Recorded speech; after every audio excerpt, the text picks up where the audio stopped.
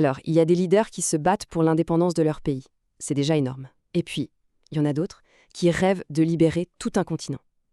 L'histoire qu'on va explorer ensemble aujourd'hui, c'est justement celle d'un homme qui a osé faire les deux. Kwame Nkrumah, le libérateur. Comment est-ce qu'un seul homme a pu changer le destin de tout un continent? C'est vraiment la question au cœur de son histoire.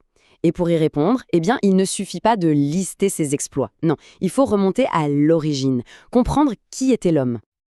Allez, on commence par le commencement. On part dans la colonie britannique de la Côte de l'Or, bien avant que le Ghana n'existe. C'est là qu'un futur leader va voir le jour. On est donc en 1909, à Nkroful. Kwame Nkrumah naît dans une famille modeste, mais avec une conviction vraiment rare et puissante pour l'époque. L'éducation, c'est la clé. Et attention, ce n'est pas juste un détail. C'était la seule voie possible pour imaginer un autre avenir, un avenir qui ne soit pas dicté par la puissance coloniale. Son parcours, c'est une véritable construction intellectuelle, étape par étape. À Hashimota, il apprend les bases pour diriger. Aux États-Unis, il se plonge dans l'économie, la philosophie, les idées de libération. Et puis à Londres, il passe de la théorie à l'action.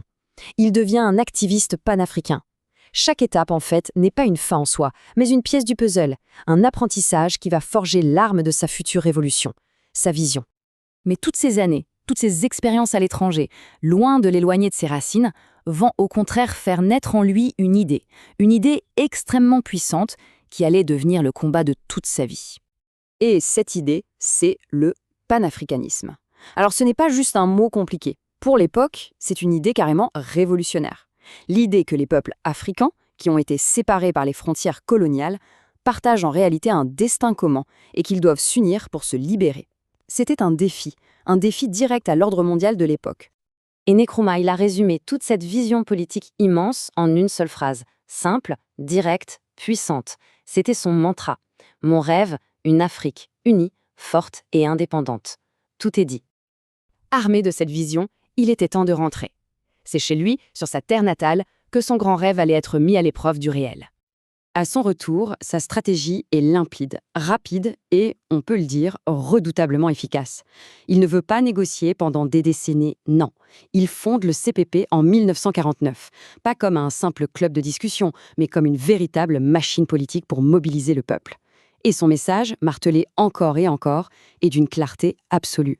L'indépendance maintenant. La mission de son parti, le CPP, était double, et ça c'est essentiel à comprendre. D'abord, bien sûr, libérer le pays. Mais juste après, et c'était tout aussi crucial pour lui, il fallait construire. Nkrumah ne voulait pas juste changer un drapeau. Il voulait prouver au monde entier qu'une nation africaine pouvait être moderne, autonome et prospère. Après des années de lutte, de mobilisation, de pression politique, tout va converger vers une seule date. Une année qui va devenir un symbole pour des millions et des millions de gens à travers toute l'Afrique. 1957. Le 6 mars 1957, l'impensable se produit. Le Ghana est libre. Mais l'importance de ce moment dépasse de très, très loin les frontières du pays. C'est la toute première fois en Afrique subsaharienne qu'une nation brise ses chaînes. C'est un signal d'espoir immense envoyé à tout le continent. Un message qui dit « Regardez, c'est possible ». Alors, obtenir l'indépendance, c'était une victoire immense. Mais le plus dur peut-être ne faisait que commencer. Comment construire une nation en partant presque de zéro? Une fois l'indépendance acquise, Nkrumah se lance dans une course folle contre la montre pour moderniser le Ghana.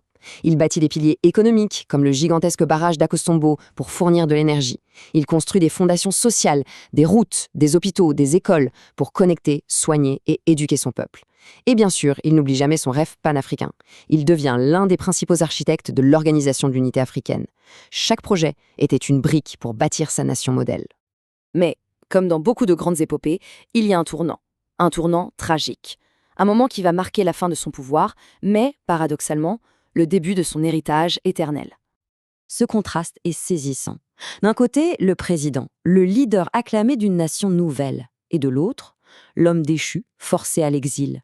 En 1966, alors qu'il est en voyage à l'étranger, un coup d'État militaire met fin brutalement à son pouvoir. Leur rêve ghanéen semble s'écrouler. Mais on a pu lui prendre son pays, on ne pouvait pas lui prendre sa mission. Depuis son exil en Guinée, il continue. Il écrit, il pense, il se bat. Non plus seulement pour le Ghana, mais pour son idée, l'idée d'une Afrique unie. Il a perdu le pouvoir, mais il n'a jamais perdu sa cause. Aujourd'hui, avec le recul, son héritage est clair. Au-delà des polémiques, au-delà des difficultés de son règne, il reste l'un des pères fondateurs de l'Afrique moderne.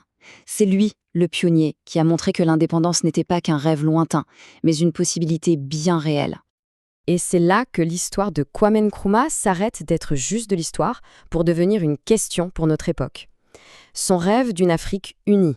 Face aux défis d'aujourd'hui, est-ce que c'est une utopie du passé ou une nécessité pour l'avenir ? La réponse, elle, continue de s'écrire.